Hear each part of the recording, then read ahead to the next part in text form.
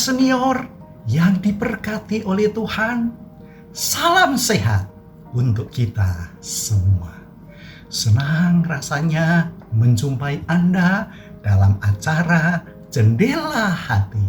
Saya Pendeta Emeritus Agus Wianto dari GKI Cinere.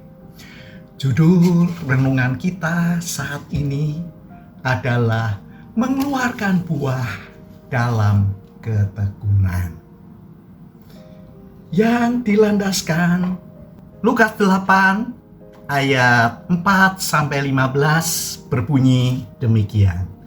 Ketika orang banyak dalam jumlah besar berkumpul dan orang-orang dari kota-kota datang kepada Yesus, berkatalah ia dalam suatu perumpamaan. Adalah seorang penabur keluar untuk menaburkan benihnya. Pada waktu ia menabur, sebagian benih itu jatuh di pinggir jalan, lalu diinjak orang dan burung-burung di udara memakannya sampai habis. Sebagian jatuh di tanah yang berbatu-batu, dan setelah tumbuh ia menjadi kering karena tidak mendapat air. Sebagian lagi jatuh di tengah semak duri, dan semak itu tumbuh bersama-sama dan menghimpitnya sampai mati. Sebagian jatuh di tanah yang baik, dan setelah tumbuh berbuah 100 kali lipat. Setelah berkata demikian, Yesus berseru, "Siapa yang mempunyai telinga untuk mendengar, hendaklah ia mendengar." Murid-muridnya bertanya kepadanya tentang arti perumpamaan itu. Lalu ia mengetahui rahasia-rahasia kerajaan Allah. Tetapi kepada orang-orang lain hal itu diberikan dalam perumpamaan, supaya sekalipun mereka melihat, mereka tidak melihat, dan sekalipun mendengar, mereka tidak mengerti. Inilah arti perumpamaan itu. Benih itu adalah firman Allah. Yang di pinggir jalan ialah orang-orang yang mendengarnya. Kemudian datanglah iblis lalu mengambil firman itu dari dalam hati mereka, supaya mereka jangan percaya dan diselamatkan. Yang di tanah yang berbatu-batu ialah orang-orang yang mendengar firman itu dan menerimanya dengan gembira, tapi mereka tidak berakar. Mereka percaya sebentar saja, dan dalam masa pencobaan mereka murtad. Yang jatuh dalam semak duri ialah orang-orang yang mendengar firman itu, namun dalam perjalanan hidupnya dihimpit oleh kekhawatiran, kekayaan, dan kenikmatan hidup, sehingga mereka tidak menghasilkan buah yang matang. Yang di tanah yang baik artinya orang-orang yang mendengar firman itu, menyimpannya dalam hati yang baik, dan mengeluarkan buah dalam ketekunan. Marilah kita berdoa. Tuhan, Engkau sumber kehidupan yang memberi kami nafas kehidupan. Hari ini kami boleh menyambut berkat-Mu, kami juga boleh mendengar sapaan-Mu, bisikan-Mu yang halus yang boleh menguatkan kami. Tolonglah kami sehingga melalui firman-Mu itu boleh kami dengar dalam-dalam, kami simpan di dalam hati kami, dan menjadi pedoman untuk kami laksanakan. Terima kasih ya Tuhan. Amin.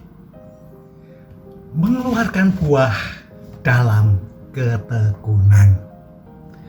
Ada beberapa pohon pepaya di sebuah taman gereja. Pohon-pohon itu menakjubkan karena nyaris sepanjang tahun ia berbuah.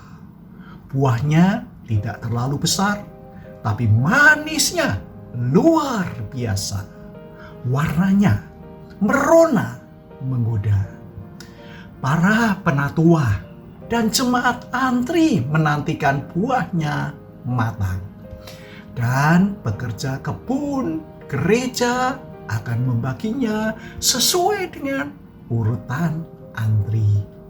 Di musim hujan buahnya manis, saat kemarau tambah manis. Semua yang beruntung kebagian pasti merasa senang. Seorang Kristen yang berakar pada Kristus pastilah mengalami pertumbuhan rohani dan akhirnya mengeluarkan buah yang baik dalam hidupnya.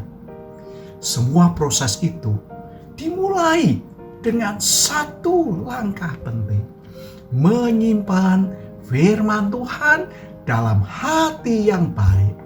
Firman yang didengar betul-betul dipandang sesuatu yang berharga. Harta yang harus disimpan baik-baik di dalam hati kita. Sahabat senior, kita beruntung sempat mengalami masa digital yang sangat canggih seperti saat ini. Kita memiliki banyak sumber untuk mendengarkan firman Tuhan, termasuk melalui YouTube. Renungan kita, jendela hati. Firman yang tersimpan di dalam hati pada saat diperlukan untuk melangkah, ia akan muncul ke permukaan. Firman itu menerangi jalan kita.